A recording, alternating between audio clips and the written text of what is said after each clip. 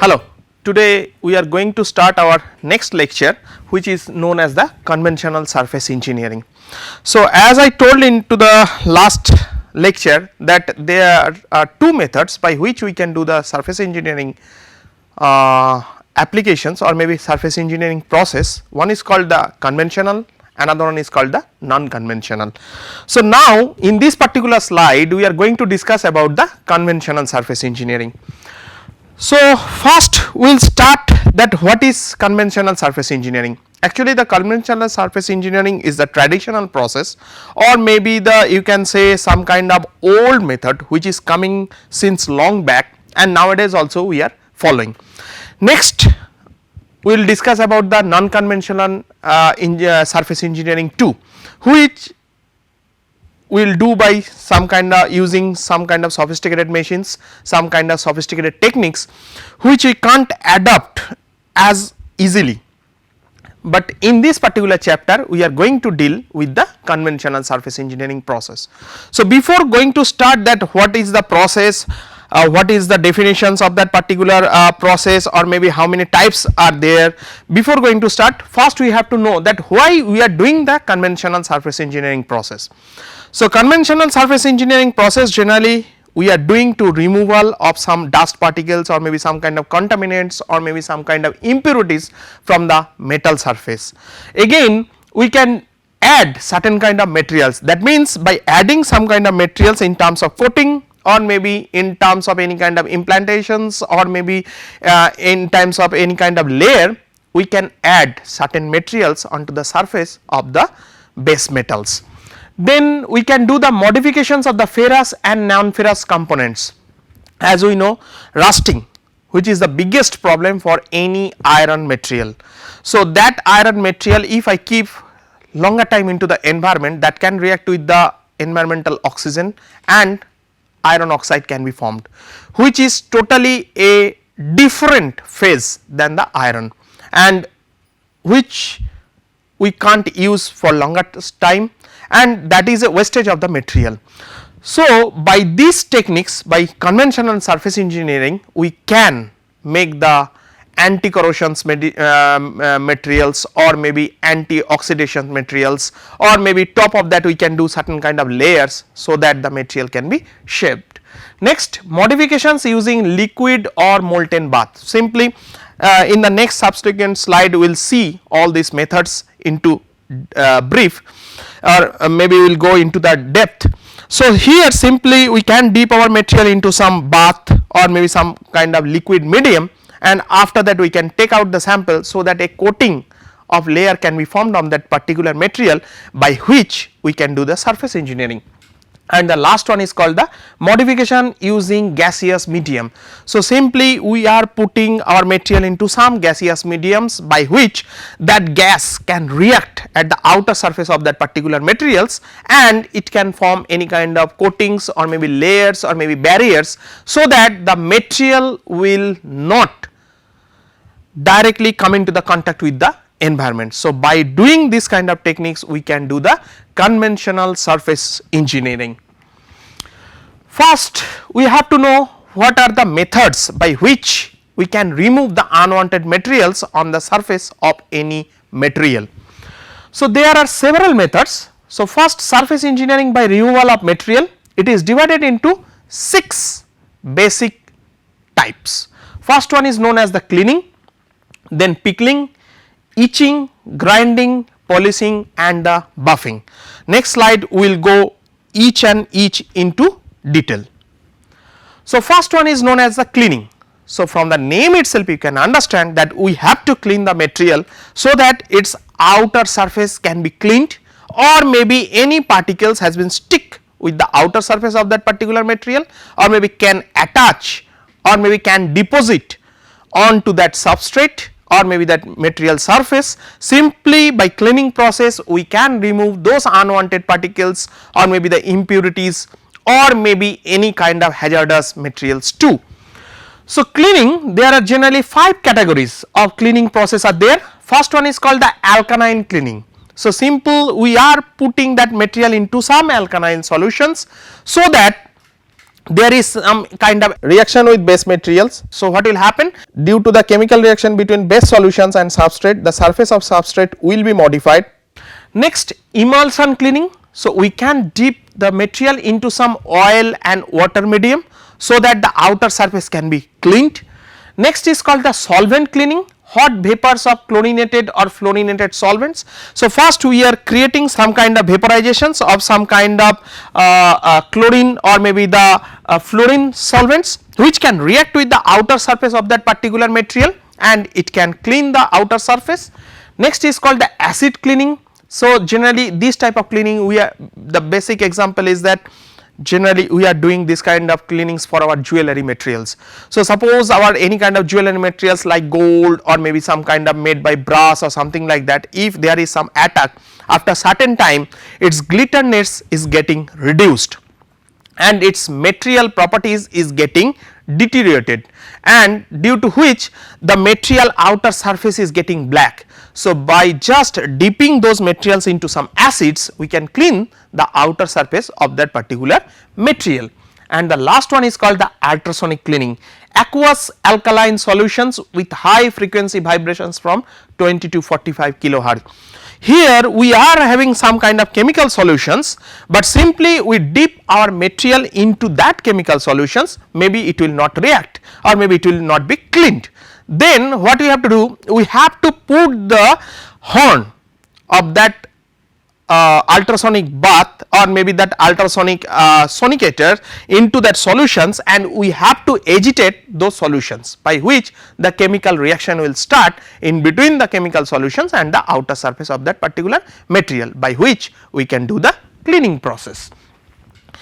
Next we will discuss about the mechanical cleaning process. So till now we are discussing about the chemical cleaning process, by which we are using certain kind of chemical materials and we are doing the allowing the material to do some chemical reactions with the solvent itself, and then the reactions is taking place. But in this particular slide we are going to discuss about the mechanical cleaning. That means we are applying any kind of energy in terms of pressure or maybe the load or maybe the any kind of erosions or maybe any kind of abrasions onto the material surface, that means by which the material outer surface is getting cleaned. So what are those? First one is called the blast finishings. So blast finishings is, there are several types, it is called the sand blasting, hard abrasives mainly alumina and silicon carbide, and soft media like nylon beads. So it depends upon which type of materials you are going to clean. If your material will be softer, then you have to take the soft abrasive particles, and if your materials will be harder, then you have to go for the harder abrasive particles. What you have to do? You are having a container over there, in through you are putting your abrasive particles, then one side you are having the compressor which is generating the compressed air, then your abrasive particles is mixing with the air, and then with a high velocity you are throwing that particle onto your material surface, by which a rubbing or maybe friction is taking place, by which your material outer surface is getting cleaned. That is known as the blasting. Now what type of abrasive you are going to take depends upon that, there is several nomenclature. If you are going to take the sand as a abrasive particle, it is known as a sand blasting. If you are going to take the alumina or silicon carbide, these all are known as the hard abrasives, that is why it is called the hard blasting. Next is called the shot pinning. If you remember that in my last lecture I have already discussed about the shot pinning. Shot pinning is nothing that you are going to use certain balls which is made by some ceramics or maybe some kind of hard particles, then from a particular height you are relieving those balls and directly those balls is coming to the surface, and while it is coming it is gaining some kinetic energy. Due to that kinetic energy, it is getting a depressions or maybe giving a depressions onto your material surface. So material surface is going to be modified, or maybe there is some kind of impurities or some kind of dust particles which maybe can be vanished at the impact of that particular balls on that particular surface. And third one is called the mass finishing. Mass finishing is nothing but the simple grinding process. So, here we are having some kind of grinding wheels or maybe some kind of finishing process like hunning, lapping, grinding. Then there are so many unconventional methods are also there, by which you can put your material onto some abrasive particles and then abrasive particles which rub its surface, and you can do the surface engineering by these methods. So, that is why it is known as the mechanical cleaning process. Next we will start with the pickling process. So, from the name itself you can understand that pickling process is something like that we are going to put certain material on top of the surface, then either it will dry or maybe it can be doing some kind of chemical reactions. After that we have to wash that surface, and due to that your surface modifications can be done. It is also one type of things that when our face is getting dirty, then we can use a certain kind of face wash or maybe some kind of soaps. So, first we are cleaning that face, then while we are washing that soap particularly, it is taking out the dust particles with it. So, in simple versions that is none other than the pickling process. So, here it is a metal surface treatment used to remove impurities, generally stains, inorganic contaminants, rust, aluminum alloys, oxide layers, etc. A solution called pickle liquor, strong acids, is used to remove the surface impurities. So, here this pickle liquor is acting as a soap. So, just it will cleanse your material surface. Pickling pastes are commonly used to treat selected areas such as welds. So, from this particular figure you can understand that we have done certain kind of welding, then after that we are putting that pickling liquor which is acting as some solvent over there, then after certain time we will wash it, and whatever the dust particles or maybe rusting has been formed, it will come out with your pickling liquor. Here this is also the another process generally which we are seeing as an industrial process, or maybe generally we are adopting this process when we are doing the continuous manufacturing of some parts of in industry. So, here this is the entry sections where we are putting our materials, then that materials is going through acid tanks which is nothing but the pickle liquor, then through that it is the time can be controlled by us, that how much time it will be in the acid treatment, then again it will come to the some rinsing sections where you are washing those materials so that pickle liquor can get out or maybe can be removed, then it is going to through the exit sections, and exit sections you can put certain entry like that it will wash, then it will wipe, or maybe it will clean, then it will test, and if it is okay then it can go for the assembly purpose. There is certain limitations of that these particular techniques too. What are these? One is called the corrosiveness and not applicable to all steels, because you are using certain kind of acids. If your material is soft or maybe it does not have that acid inertness, maybe it can react with the pickling liquor. Alternative to pickling, electropolishing, where metal removal is achieved with bright, smooth and highly corrosion resistance finish. So, simply there will be some kind of chemical reactions in between the potential difference, which I will come into the next slide. So, there you can do certain kind of chemical reactions by which your rusting or maybe dust particle can directly come out from your base metal. Next method is called the etching. Etching is nothing, if you want to remember, I can tell you one example, that etching is nothing, just make some scratch onto the metal surface.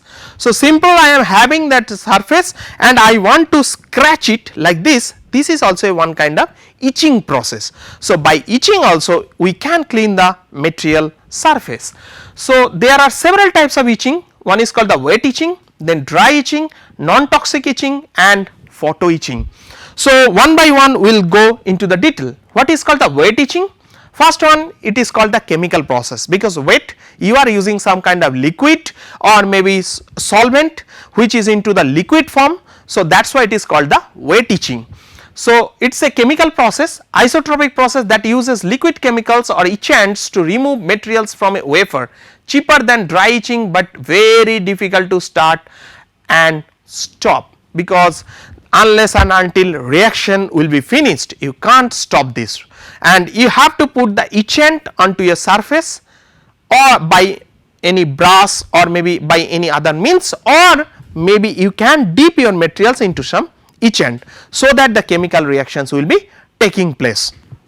Next one is called the dry etching.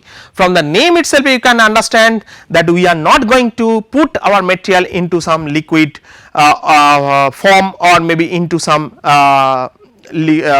wet gel or something like. So, here we are doing it into the dry medium. So, physical or chemical process or physicochemical process.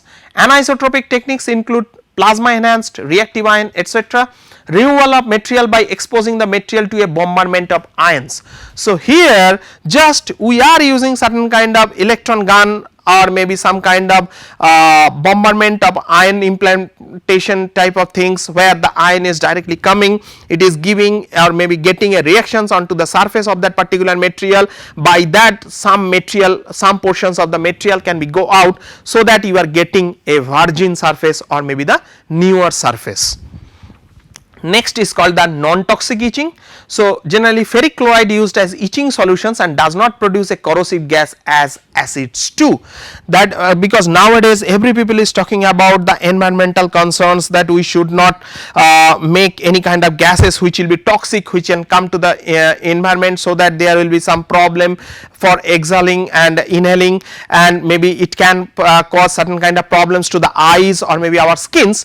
So, the non-toxic etching means when we are doing this kind of reactions, because maximum reactions is exothermic reactions, they are generating certain kind of fumes, gas or maybe some kind of heat. So, whatever the non-toxic case, that it is not creating any kind of toxic gases which is harmful to the operator as well as to the environment itself. Next one is called the photo etching. So, chemical milling process used to fabricate sheet metal components used on any commercially available metal or alloy, mainly aluminum, brass, copper and steel. So, this is also another kind of modified versions of the etching process. Right hand side you can see that there are two types of etching. One is called the dry etching, it is called the vertical sidewells, another one is called the wet etching. So, here you are having the for polysilicon methods, here you are using certain kind of mask over there, so that your etchant is going and it is doing the reactions with the surface of that particular material. Next, there are two types of etching you can done, one is isotropic, another one is called the anisotropic. So, isotropic etches equally in all directions. When you want to do the etching of all surfaces, you have to dip that material into some solutions, so that chemical reactions can be taken place all around. So, that is why it is called the isotropic etching process, and anisotropic etches at different rates in different directions. Then either you have to dip your material only one side, or maybe you can put the coating of that etchant material on a single side, so that you can restrict the reactions in different ways. Next one is called the grinding. So, grinding in a mechanical term is simply, it is called the one kind of finishing methods. So, when we are making any kind of material by casting, forming, the final portions is called the grinding. So, in grinding here generally we are using some kind of abrasive particles which can rub your materials or maybe the surfaces or maybe metal surface or maybe any kind of surface, and by which it can be smooth. So, what is the method? The method is that you have to use certain kind of wheel, generally which is known as the grinding wheel. Then we can attach certain kind of abrasives over there. It depends upon what type of materials you are going to grind. If you are going to grind the softer materials, your abrasive particles will be little bit harder than the softer particles, or maybe your materials will be harder, then you have to go for maybe alumina, silicon carbide, carbonandum or cubic boron nitride. So, these all are the different materials as a abrasive particles you can used. So, it is a material removal and surface generation process used to shape and finish components made of metals and other materials. It is an abrasive machining process that use a grinding wheel as the cutting wheel. It is used to finish workpiece with high surface quality and high accuracy.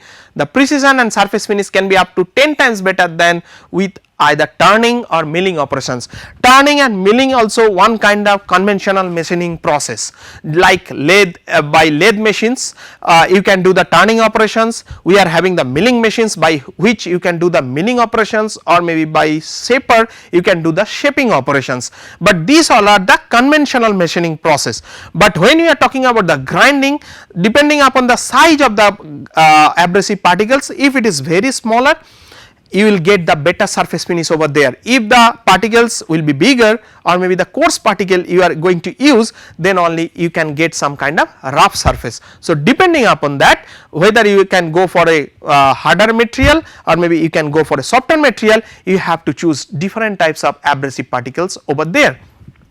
There are several types of grinding machines are available. One is called the belt grinder, where your belt is acting as a grinding wheel or maybe the grinding medium. Then bench grinder, tool and cutter grinder, surface grinder, cylindrical grinder, jig grinder, gear grinder, die grinder.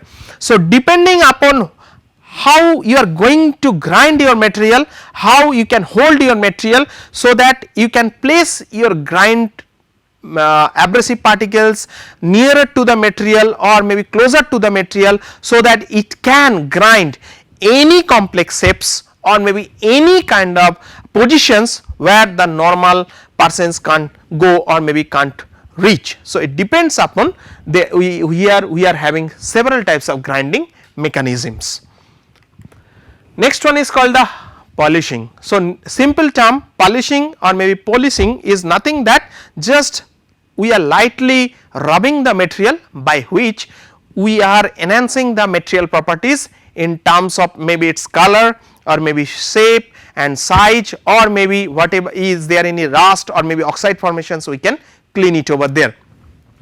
So, it is not as much as like grinding, because grinding the material removal rate is higher than the polishing. Polishing is a light work. So, by which simply we can rub and we can do it, but your rusting and everything is into the deeper to the material surface, that time we have to go for the grinding, we can't do it by the polishing. So, creates a smooth and shiny surface by rubbing or using a chemical actions. It is the most refined finishing process by removing the finest surface particles. So, as I told already, a few layer only can be removed by this polishing, we can't go for the deeper thickness of that particular material. Glued abrasive particles in the work wheel acts on substrate surface. Polishing improves the strength of restorations, especially in the areas that are under tension. So, there are several types of polishings you can see over here. One is called the flame polishings. So, we are using certain kind of heat by which we are doing the polishing process. Then metal working, which is also divided into 4 parts. One is called the burnishing, tumble finishing, vibratory finishing, soda blasting. So, from this particular figure you can understand that we are using the burnishing over there. So, it is also one kind of coatings. If there is any cracks or small pores, so by burnish we can fill up this area, and so that you can get the smooth surface. Then next is called the tumble finishings, vibratory finishings. By using the vibrations of that particular machines, we are rubbing the outer surface of that material, so that it can be smooth or maybe its affected area can be removed. Next is called the soda blasting. So, the best example is that till in our house or maybe home, our grandmother or maybe grandfather, they used to say that if we are having some gold ornaments or something like that, we are putting it into some soda solutions, then we are little bit heating, so that its glitters can once again it will come so back. So, by doing this one also, that is also a polishing method. So, by doing these methods also we can do the surface finishings, or maybe we can remove the any kind of acids or maybe toxicity on the materials too. Next one is called the vapor polishings, by which we are creating the polishing by vapor. then chemical mechanical polishings, and last one is called the woodworking. It is also divided into two parts, one is called the French polishings and called the wood finishings. So, wood finishings means we are using certain kind of oils or maybe certain kind of emulsions by which we are going to use the polishing methods. Next one is called the buffing. So, buffing is also like a polishing methods in which abrasive grains are not glued on the wheel. Here one wheel is there and surface is there, just we are putting the abrasive particles in between these two. So, the abrasive particles are free here. So, by these methods we can do the surface engineering process, and that is known as the buffing. So, this process uses a tool, that is rotary buffers or orbital buffers. Here this is the tool, it is rotating and there is having some workpiece, and in between these two we are putting the abrasive particles as a free. So, that is known as the buffing process.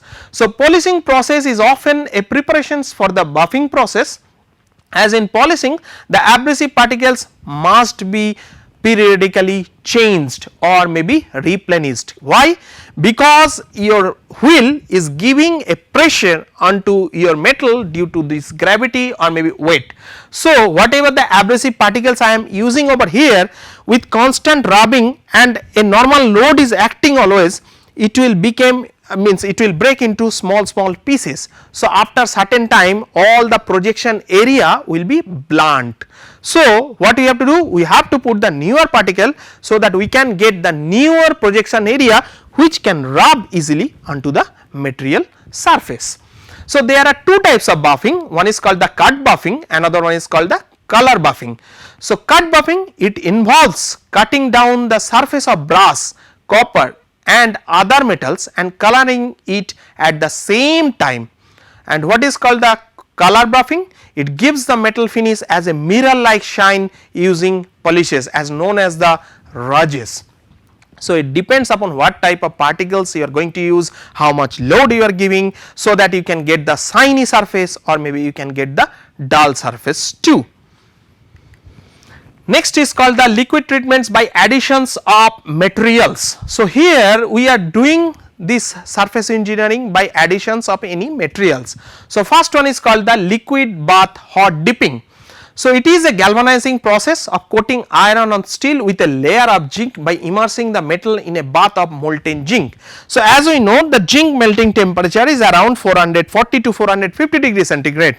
So, we are having one bath of molten zinc. Simply we are taking our material, first we are cleaning it, then we are dipping this into the zinc solvent, then after certain time we are taking out the sample, we are allowing that sample to be cooled, then when it will be cooled we are using it for our purposes. So, that is why it is called the liquid bath hot dipping process. What are the advantages? First one is called the galvanized steels is suitable for high temperature applications up to 200 degrees centigrade. This type of coating is relatively easier, cheaper than other galvanic paint coating. So, from this particular figure you can understand, first we are doing the degreasing, then rinsing, that means any grease or maybe oily surface is attached with the surface. If we dip that sample into some solutions, maybe the zinc will not stick with the material. So, first we have to clean the materials outer surface so that the adhesions will be more, then we can dip this into the zinc solutions, then after that we can do the drying, then again we can put into some solutions, zinc solutions. So, several times either if you want to increase the coating thickness, we can dip our material several times in the zinc bath or maybe a single time, then after that you have to do the cooling operations and inspections whether the coating is uniform or not. Next one is called the electro depositions or maybe the plating.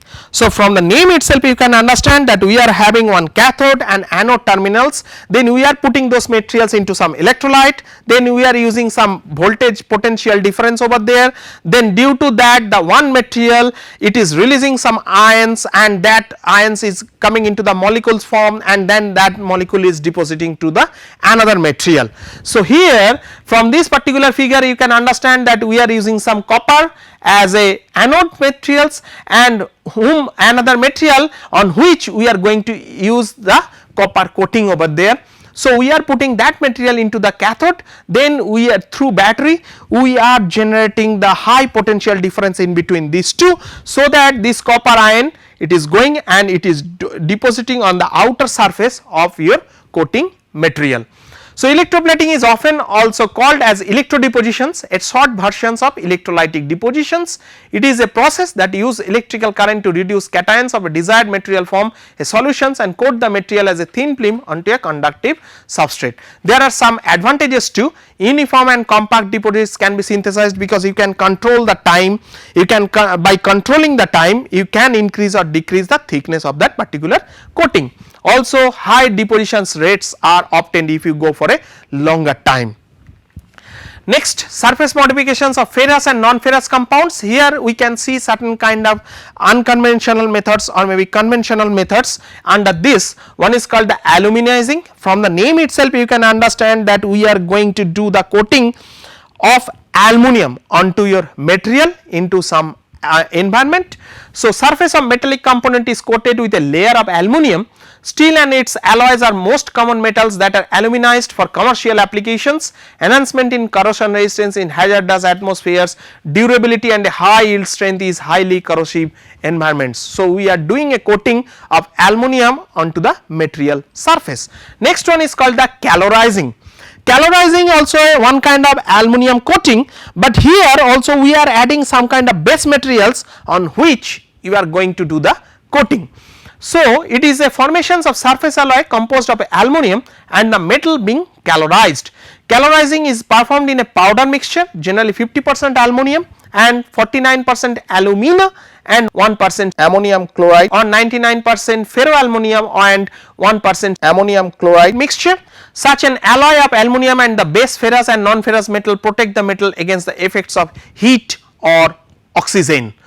Next is called the cyaniding. Cyaniding means we are putting our material into some cyanide, means potassium cyanide or maybe the sodium cyanide environment, by which that CN group, generally that is known as the cyanide group, that can attach with the material outer surface and can do some kind of coatings or maybe the surface modifications. So, it is a case hardening process mainly used on low carbon steels. This part is heated around 871 to 954 degrees centigrade in a sodium cyanide potassium cyanide bath, followed by quenching and rinsing in water or oil to remove any residual cyanide. Produce a thin hard cells which is harder than one produced by carburizing. Advantages: less opportunity of distortion due to less process time. Disadvantages: cyanide salts are poisonous. We know that Madame Curie, she has invented the cyanide as a poison and this is very poisonous to our body also. Next is called the liquid carburizing. So, it is a heat treatment process used for case hardening steel or iron parts. Diffusions of carbon and nitrogen or carbon alone into the metal. So, here the first case when we are talking about the carburizing, we are putting the material into some carbon environment, but here that carbon environment into the liquid stage. So, we have to dip our material into that liquid carbon solution, carbon dioxide solutions, and we can do the liquid carburizing. Greater case depth over carbonitriding, less distortions and better impact strength, applicable in high strength and wear applications. There are certain limitations also, expensive and higher working temperature is required. So, that is why generally these methods we are using into the industrial purpose. Next one is called the nitriding. Probably in the last slides also I have discussed about the nitriding, but that time only I said only one line that we are doing the modifications into some nitrogen atmosphere. How we are creating the nitrogen atmosphere? Either we are using some kind of ammonia gases on which we are keeping our the materials, then the nitrogen can act on the material surface and do the surface engineering. So, diffusions of nitrogen into the metal to create a case hardened surface. In gas nitriding, the donor is a nitrogen rich gas ammonia and also called the ammonia nitriding. Ammonia dissociates into nitrogen and hydrogen into heated workpiece and diffuses into the surface of workpiece and creates a nitride layer over there. Advantages: precise control of chemical potential of nitrogen, relatively low equipment cost. Disadvantage: ammonia can be harmful when inhaled in large quantities. So, we have to take that precautions too. So, here this is the material, this is the total schematic diagram where the gas is going inside and then another side the gas is coming out. You are having two terminals, one is called the cathode and anode, then your ammonia is dividing into two parts, one is called the nitrogen, another one is called the hydrogen. Hydrogen is coming out and nitrogen, it is creating a reaction with the surface and it is forming the nitride layer on top of the surface. Then next one is called the carbonitriding, modified carburizing process and mostly done at lower temperature than carburizing. Hardness of metal increases and thereby reduction in wear, diffusion of carbon and nitrogen into the workpiece. So, this is also one kind of, we can say, the modified versions of the nitriding process. So, from this you can understand that for carburizing we are use the temperature around 950 degree centigrade.